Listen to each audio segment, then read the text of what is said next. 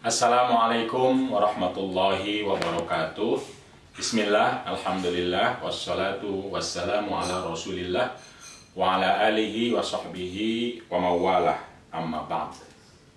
Ayat yang seringkali dirujuk oleh kita, oleh masyarakat muslim pada umumnya, tentang penciptaan Nabi Adam, atau tentang penciptaan Siti Hawa dari Nabi Adam, yang kemudian disimpulkan bahwa perempuan tercipta dari laki-laki atau perempuan tercipta dari tulang rusuk laki-laki. Padahal kalau kita baca bersama nanti ayatnya sama sekali tidak berbicara itu, sekalipun dengan metafor sekalipun.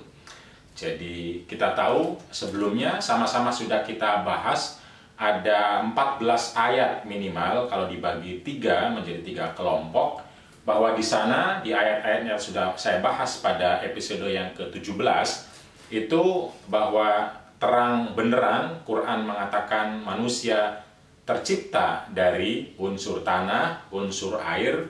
Lalu kemudian dalam kelompok ketiga adalah bagaimana penciptaan manusia dari atau melalui reproduksi biologis sebagaimana yang kita saksikan dalam kehidupan kita secara faktual, yaitu melalui pertemuan sperma dan ovum dan seterusnya kemudian menjadi bayi. Namun sayangnya banyak orang justru merujuk kepada ayat ini, padahal ayat ini juga tidak berbicara begitu, tetapi seringkali lalu orang mengutipnya sebagai pernyataan bahwa Quran berbicara tentang penciptaan perempuan dari laki-laki. Mari kita lihat ayatnya, dan pembahasan ini kalau mau lebih lengkap, lebih jelas, ada di halaman 234 dalam buku saya Qiraah Mubadalah. Biar lebih jelas, mari kita lihat ayatnya. Inilah ayat satu-satunya ayat dalam Al-Quran yang sering dikutip oleh orang, oleh kita untuk berbicara tentang penciptaan perempuan dari laki-laki, yaitu dari surat An-Nisa, surat yang keempat, ayat 1. Ayat ini kalau dibaca, ya ayyuhan nasu, wahai manusia. Nah ini terang benderang Quran menggunakan kata manusia. Ya ayyuhan nasu, wahai manusia, ittaqu, bertakwalah, rabbakum, kepada Tuhan kalian. Kalian artinya kembali lagi kepada manusia berarti ini. Tuhan kalian, wahai manusia. Alladzi khalaqakum, alladzi, yang, Tuhan yang, khalaqakum, menciptakan kalian semua. Ini juga sama, berarti kumnya kembali lagi kepada manusia. Min nafsin wahidah, dari diri yang satu. Nah ini penting untuk digaris bawahi. Nanti kita akan kembali lagi ke nafsin wahidah ini. Dari diri yang satu. Wa khalaqa minha, dan Allah menciptakan dari diri yang satu itu. Nah ini kembalinya kepada nafsin wahidah. Dari diri yang satu itu adalah zaujaha, pasangan diri yang satu tersebut. Pasangan diri yang satu tersebut. Jadi di sini juga sama, kembali kepada nafsin wahidah. Nafsin wahidah. Wa bassa minhuma, lalu Allah menyebarkan minhuma, dari diri dan pasangannya itu, rijalan katsira, manusia-manusia laki-laki yang banyak, wanisaan, dan juga manusia-manusia perempuan atau generasi berikutnya. Menciptakan generasi berikutnya, laki-laki maupun perempuan, menciptakan dan menyebarkannya. Nah, ayat ini jika kita lihat seperti yang saya bilang, silahkan dicek di terjemahan, itu menyapa manusia, ya ayyuhan nas, wahai manusia. Ittaqu rabbakum, bertakwalah kepada Tuhan kalian semua, wahai manusia. Alladzi khalaqakum, yang menciptakan kalian, wahai manusia, min nafsin wahidah, dari diri yang satu.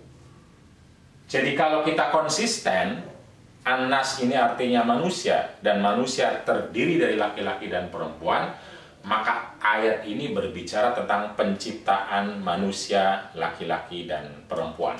Bukan laki-laki saja, bukan perempuan saja. Karena itu kalau menggunakan pendekatan muhkam mutasyabih atau qat'i dhanni atau ya pendekatan paling sederhana dari dalalatul alfal, ya ini berbicara tentang manusia, laki maupun perempuan. Jadi tidak secara spesifik bicara laki-laki maupun perempuan, tidak. Nah, sayangnya lalu kemudian beberapa ulama mengartikannya tentang laki-laki dan perempuan. Nah, ini lalu kemudian muncullah tafsir itu. Padahal agak sulit untuk dikaitkan dengan lafaz ini. Jadi lalu kemudian diartikannya adalah kum itu laki-laki, nafsin wahidah itu artinya Adam. Ini diartikan Adam berarti laki-laki. Jadi kalian semua wahai manusia tentu nafsin wahidah artinya laki-laki. Lalu zaujaha artinya adalah perempuan di sini. Jadi kalian wahai manusia diciptakan dari laki-laki. Lalu dari laki-laki itu diciptakanlah perempuan. Sehingga ada pasangan perempuan dan laki-laki. Nah, padahal ayat tidak bicara perempuan, nggak ada kata perempuan di sini, tidak bicara laki-laki, nggak ada kata laki-laki di sini. Kata-katanya nafsin wahidah. Bahkan kalau menggunakan struktur bahasa Arab, justru nafsin wahidah itu perempuan. Lalu zaujaha itu laki-laki. Kalau kita menggunakan struktur bahasa Arab secara literalnya ya, artinya bahasa katanya, wahidah itu menunjuk kepada perempuan. Nah, kalau kita mau persis seperti lafadznya, maka kalian semua tercipta dari perempuan. Lalu laki-laki itu tercipta dari perempuan. Kalau menggunakan struktur lafadz sebagai kata nafsin wahidah yang mu'annas atau perempuan. Tetapi saya juga tidak setuju ini. Jadi ini bukan begini, juga bukan begini, karena ayat tidak bicara laki-laki, tidak bicara perempuan sama sekali. Ayat bicara tentang manusia, jadi bukan bicara ini. Bicara tentang manusia yang tercipta dari nafsin wahidah. Jadi problem mengartikan nafsin wahidah inilah yang kemudian menjadi awal dari penafsiran atau pandangan bahwa laki-laki adalah diciptakan pertama, lalu perempuan dari laki-laki. Padahal Quran tidak berbicara itu sama sekali. Apalagi kalau kita lagi-lagi di counter dengan kata-kata nafsin wahidahnya adalah perempuan, maka bisa terbalik. Perempuan dulu baru laki-laki. Karena kata zaujaha, pasangannya, kan perempuan dalam bahasa Arab. Zaujaha pasangannya perempuan. Kalau pasangannya perempuan harusnya laki-laki, dan ini perempuan gitu. Tetapi saya tidak ingin mengartikan dengan jenis kelamin di sini, karena nafsin wahidah tidak sedang bicara jenis kelamin laki-laki maupun perempuan dari manusia.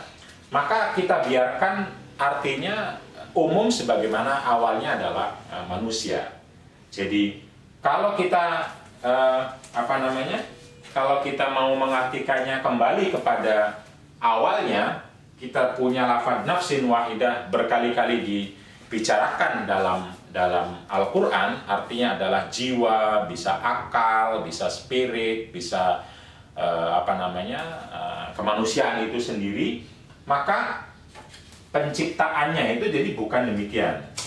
Ini kan kalau menggunakan pemahaman yang ada, itu kita punya nafsun wahidah ini ya. Lalu nafsun wahidah itu, dari nafsun wahidah terciptalah laki-laki. Ini.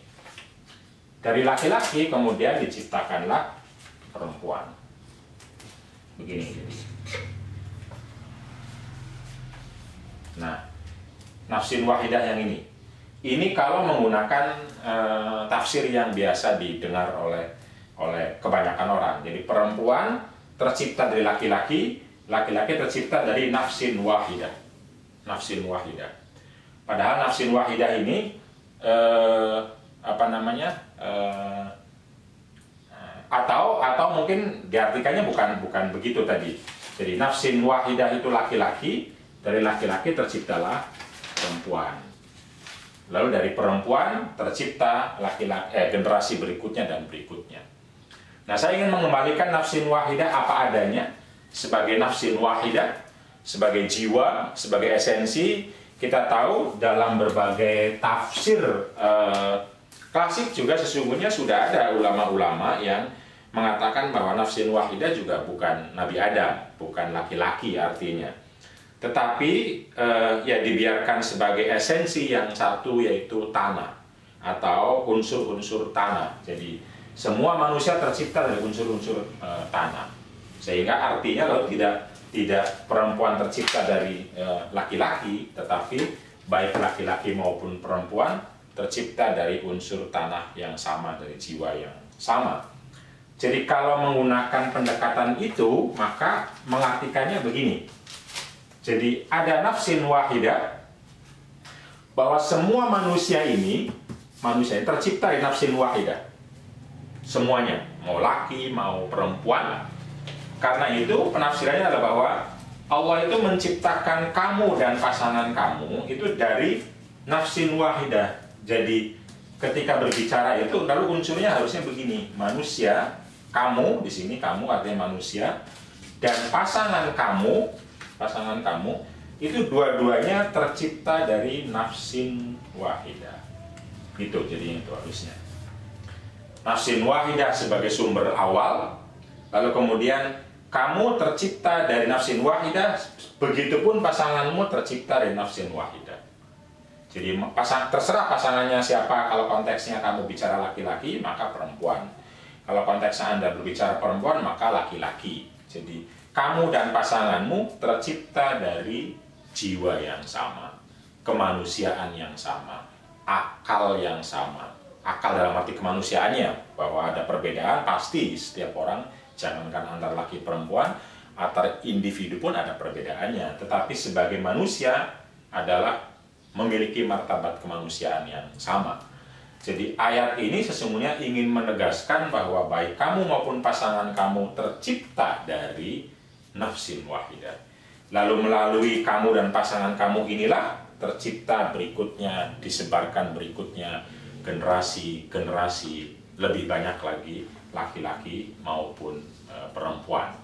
Jadi ini adalah tafsir mubadalah atas ayat yang selama ini dirujuk oleh orang untuk mengatakan bahwa perempuan tercipta dari laki-laki, padahal Quran sama sekali tidak berbicara itu. Jadi Quran lebih menitik beratkan tentang nafsin wahidahnya, dan karena itu pemaknaannya adalah demikian. Biar mudah nih saya gambar ulang. Di sini nafsin wahidah.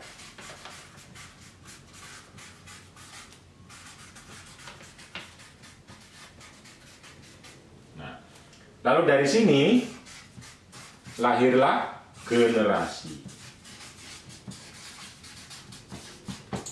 Jadi ayat An-Nisa surat keempat ayat 1 itu sedang berbicara tentang kesatuan penciptaan, kesatuan kemanusiaan, kesatuan sumber, kesatuan orisinalitas antara kalian semua, tentu saja manusia yang berasal dari pasangan, laki maupun perempuan. Lalu kemudian kedua pasangan ini, siapapun pasangan yang kita maksud awal, sebagai awal misalnya adalah Nabi Adam dan Siti Hawa, maka kedua-duanya tercipta dari esensi yang sama, yaitu nafsin wahidah. Kalau kita bilang esensinya unsur-unsur tanah, duanya sama. Kalau kita bilang esensinya, karena Quran sudah bilang itu, esensinya adalah air, maka tentu saja dua belah pihak ada unsur air, ada unsur tanah. Dan berikutnya, ketika sudah menjadi generasi, mau laki mau perempuan, keduanya tercipta dari atau melalui proses reproduksi pertemuan ovum dan sperma yang kemudian menempel di dinding rahim, menjadi terbentuk sampai menjadi bayi dan lahir di manusia. Semua orang begitu. Karena itu tidak beralasan sama sekali ungkapan, pernyataan, apalagi keyakinan perempuan tercipta dari laki-laki, apalagi tulang rusuk laki-laki. Tidak ada. Tidak ada pernyataan eksplisit sama sekali. Bahkan implisit pun salah. Salah dalam arti merujukkan domir kepada, mari kita balik lagi, domir kepada asalnya. Kalau kita lihat, ha ini perempuan. Kalau khalaqa minha secara bahasa, kalau mau, Allah menciptakan darinya perempuan, hatu perempuan, nafsin wahidah perempuan. Kalau kita mau mengambil secara literal, maka justru yang pertama diciptakan adalah perempuan. Tetapi ini perempuan bukan jenis kelamin. Ini perempuan nafsun wahidah atau jiwa atau esensi. Karena esensinya adalah mungkin bersifat feminin, tapi bukan itu perdebatan saya atau persoalan saya. Tapi di sini adalah soal esensi kemanusiaan yang sama antara kamu dan pasangan kamu, antara seseorang dan pasangannya. Karena itu tidak boleh, kalau kita sudah sadar bahwa kita memiliki esensi yang sama, maka tentu saja kita perlu mencari kesamaan yang memungkinkan kita bisa hidup bahagia dengan pasangan kita. Tentu saja perbedaan pasti banyak, jangankan antara pasangan, antara orang yang satu saudara, satu jenis, satu organisasi, pasti punya perbedaan. Tapi inti dari penekan ayat ini soal esensi, sehingga kita bisa lebih banyak mempertemukan persamaan-persamaan dibanding membenturkan perbedaan-perbedaan. Jadi kesalingan, kerjasama itu untuk mencari, menemukan kesamaan dan memaklumi perbedaan atau mempertemukan juga perbedaan untuk memaksimalkan kemaslahatan dan kesejahteraan. Jadi ini sama persis dengan ketika kita berbicara bahwa di sini, misal di atas, itu adalah Allah. Maka kita dua-duanya adalah hamba Allah. Karena itu, lagi-lagi tidak beralasan sama sekali untuk mengatakan bahwa ayat ini bisa menjadi rujukan untuk mengatakan perempuan tercipta dari laki-laki. Tidak ada kata yang menunjuk ke situ. Dan bahkan kalau menggunakan kata, justru sebaliknya, perempuan yang pertama kali diciptakan. Tetapi Quran tidak sedang bicara siapa yang diciptakan duluan.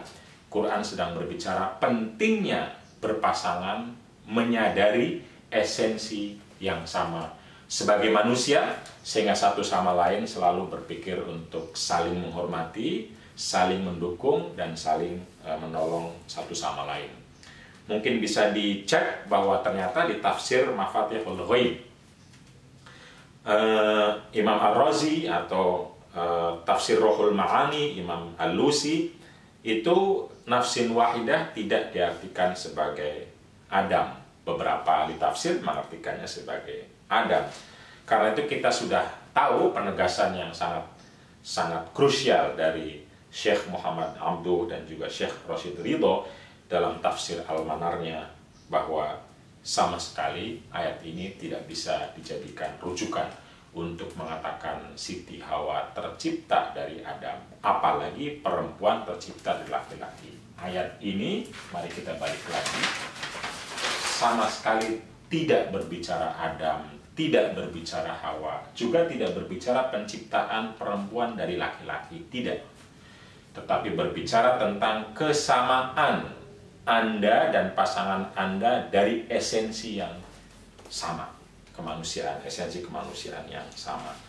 Nanti boleh dicek juga tentang arti nafsun dalam Al-Quran yang ada banyak sekali, ada 200-an lebih tempat mengartikan kata nafsun. Itu tidak pernah diartikan laki-laki. Jadi ini nggak pernah diartikan sebagai Nabi Adam atau laki-laki. Kenapa tiba-tiba di sini diartikannya Nabi Adam atau laki-laki?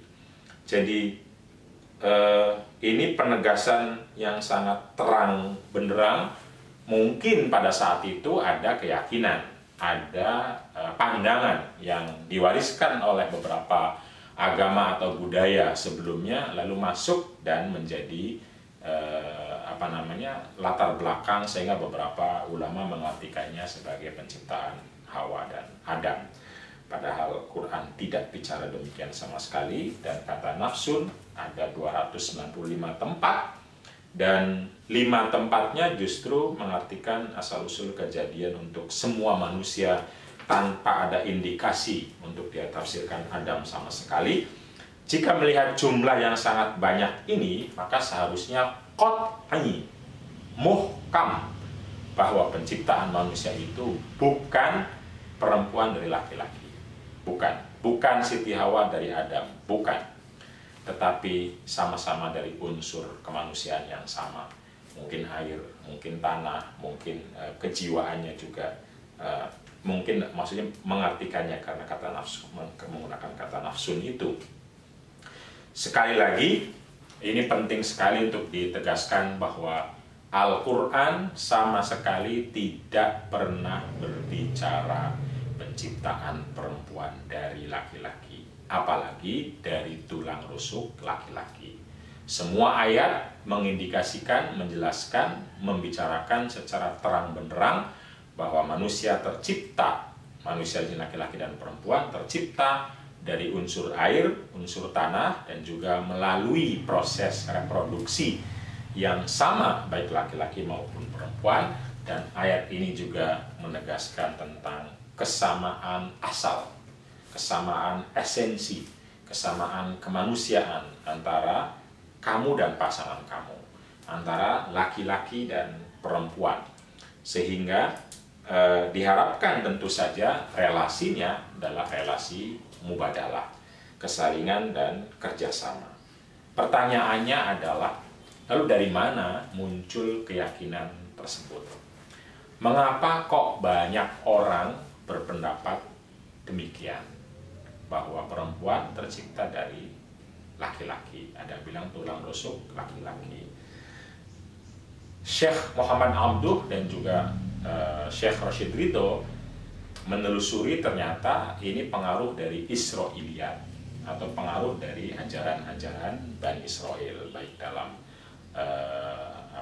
mereka yang beragama Nasrani ataupun Yahudi.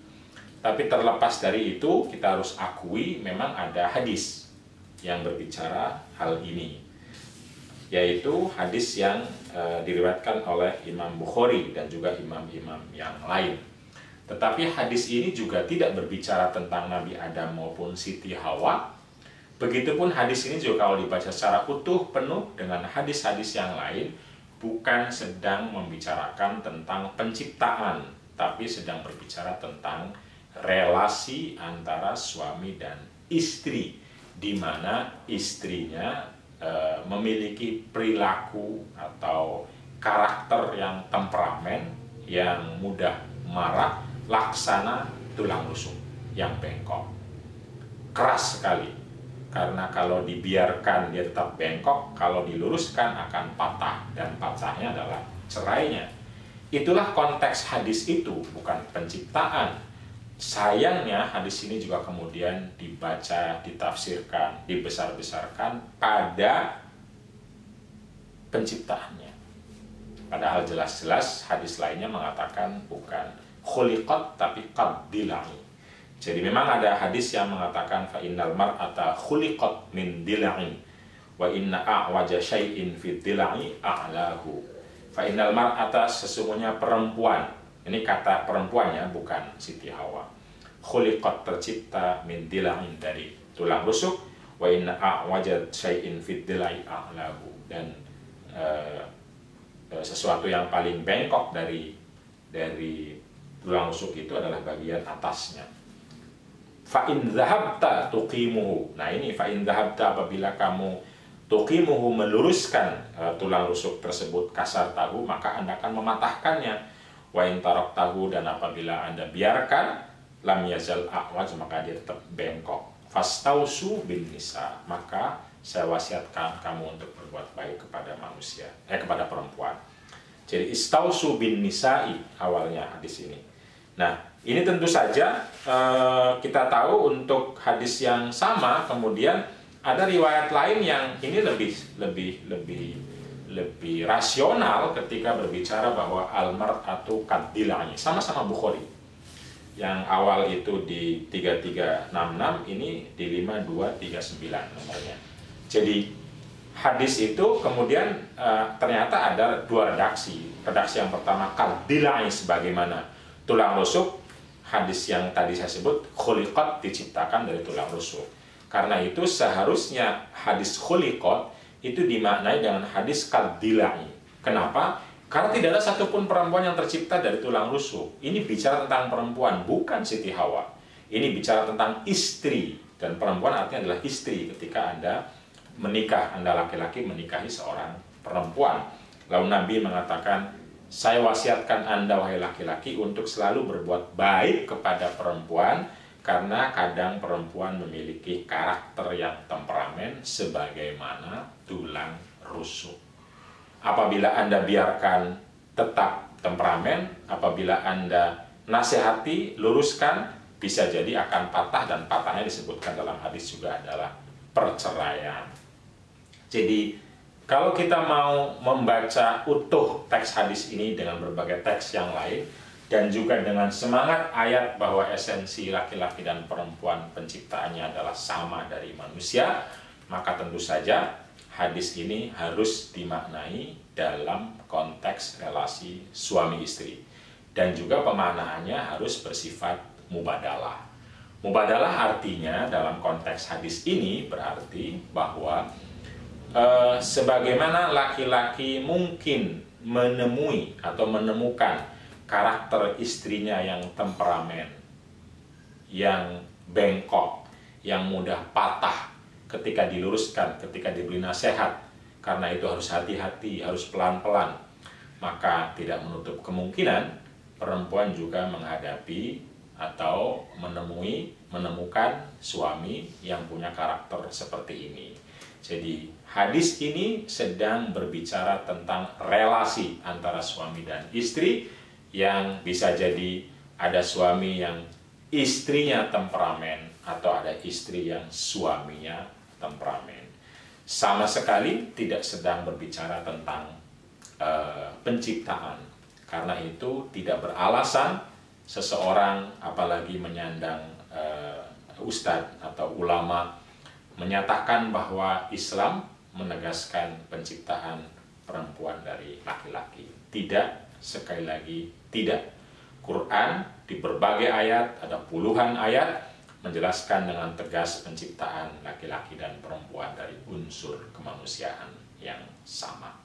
Demikian, mudah-mudahan bisa memberikan inspirasi bahwa laki-laki dan perempuan adalah sama-sama manusia, sama-sama hamba Allah, memperoleh mandat sebagai khalifah, dan karena itu harus bekerja sama untuk mewujudkan segala kebaikan di muka bumi ini. Terima kasih. Wassalamualaikum warahmatullahi wabarakatuh.